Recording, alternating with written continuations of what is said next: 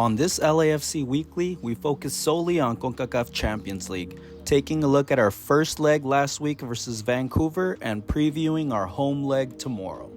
Then Bouanga scored a banger, so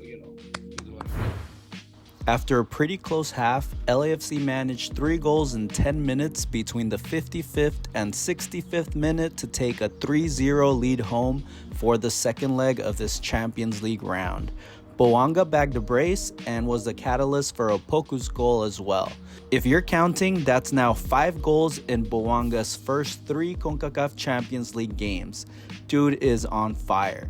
Here's what the managers had to say after the game. We still haven't advanced, and so this is a 2-leg matchup, and we need to finish the job in LA. I believe if we can perform in a similar manner that we did tonight, then I think we will advance. But we had the same result against our last opponent in the last round, LAFC, and it got a little shaky at home. So we are warned, and we'll be ready for Tuesday. And Denis has shown in the league already. He showed us last year, obviously, his potential in this league. And he's kind of connected the dots this season and becoming very prolific for us. Just an incredibly individual player, but is now understood and understands our system a little better. And we're getting him in better positions than we did last season. So I see no reason why this should stop. He can continue in this manner as long as he stays healthy. He's a very important player for our squad after losing our number 9 last season. So players like Denis and Carlos and Stipe, who came in very well, and obviously Mahala, all need to step up and be a little more prolific and productive, and they're doing exactly that. So LAFC's football remains and looks similar to last season, which is our goal. Yeah, I'm not sure what minute it was, but John came up early in the first half, came up with a very big save. I think it was off a corner kick, and Tristan Blackman had a good look at goal, and John came up big for us. And for John to do that last season, coming in the final in the manner he did, and then today as well, that's why you have quality goalkeepers in goal. And John has shown that obviously in training last season, and he's coming up big this year. So it's incredible to have 2 very, very talented goalkeepers. Yeah, it's hard to give an assessment to the total performance in the sense of, the idea was to be very well organized and don't concede anything and try to be attacking them in counter, and then try to put more offensive weapon in the second half. And when the game becomes a little wider and having chance to score, we were almost doing it in the sense that first half they had more the ball, but we were defending very well. They never shot a goal. They had a big chance, but we had a couple of big chances in transition too. So second half we actually started very well. Then Bouanga scored a banger. So it was like this when they scored this goal like this. Unfortunately, we did a disaster on the second goal, and I think that's the thing that also made us being a little bit chaotic at the end. If we don't concede that goal, I think that we were having more chance to go forward in the second half, and maybe we could score even the tie.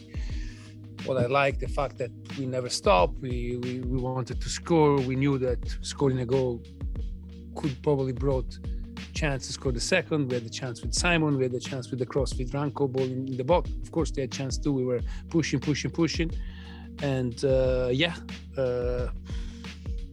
that's the thing. They have a ton of quality, and they have a couple of players that are very, very good. So you need to limit them playing the perfect game. Unfortunately, we missed a couple of chances in the first half, and I would say the biggest thing is we basically gifted them a goal. So, and when you do like this, it's hard. The shutout by the defense helped McCarthy to his 5th clean sheet of the year across all competitions. We did pretty good this weekend with a rotated squad, and I'd say we could rotate again this game, but after the scare we had with Alajuelense, never mind. We have to kill the game before they can muster up any hope. Fun fact, Vela and Palacios are the only two LAFC players to appear in all 8 Champions League matches for LAFC. Our record in this competition improved to 5-3-0 with the last game, and we'll be looking for that 6th victory at home tomorrow at 7:15 p.m. The first leg was terrible for Vancouver, but they did bounce back with a victory over their rivals, the Portland Timbers, this past Saturday. Although the 1-0 scoreline doesn't show it, Vancouver dominated that toothless Timbers team with 13 shots to Portland's 2 and 12 corners to Portland's 1. 0 shots on target for the Timbers in a terrible game they'll hope to forget. Vancouver had 2 goals called back before finally breaking through, and Gressel had a beast of a game. Let's hope he has a quiet game here against us.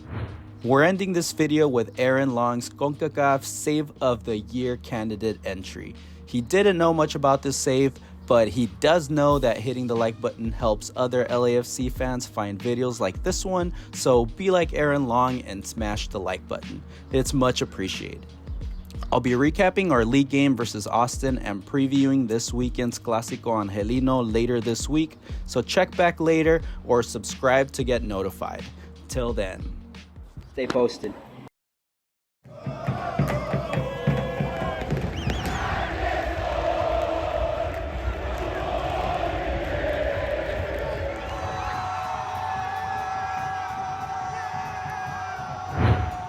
before we get to any match day stuff, this is a story that needs